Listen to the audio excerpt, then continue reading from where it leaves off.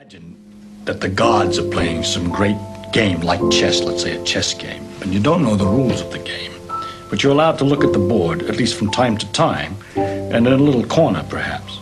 And from these observations, you try to figure out what the rules are of the game, what the rules of the pieces moving. You might discover after a bit, for example, that when there's only one bishop around on the board, that the bishop maintains its color.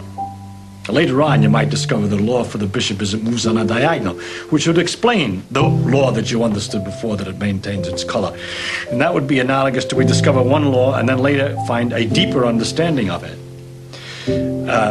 Then things can happen. Everything's going good. You got all the laws. It looks very good. And then all of a sudden, some strange phenomenon occurs in some corner. So you begin to investigate that, to look for it. It's castling, something you didn't expect it. We're always, by the way, in a fundamental physics, always trying to investigate those things in which we don't understand the conclusions. We're not trying to check all the time our conclusions. After we check them enough, we're okay. The thing that doesn't fit is the thing that's the most interesting. The part that doesn't go according to what you expected.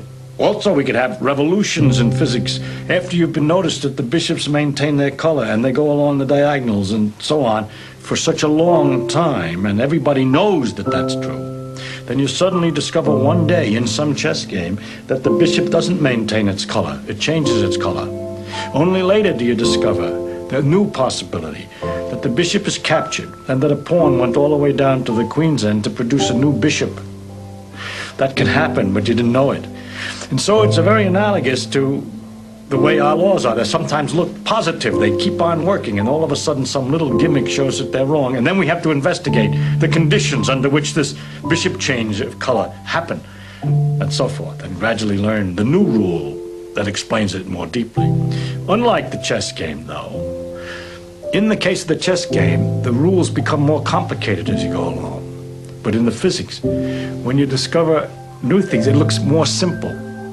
It appears on the whole to be more complicated because we learn about a greater experience. That is, we learn about more particles and new things. And so the laws look complicated again. But if you realize all the time what's kind of wonderful, that as we expand our experience into wilder and wilder regions of experience, every once in a while we have these integrations in which everything is pulled together in a unification, which it turns out to be simpler than it looked before.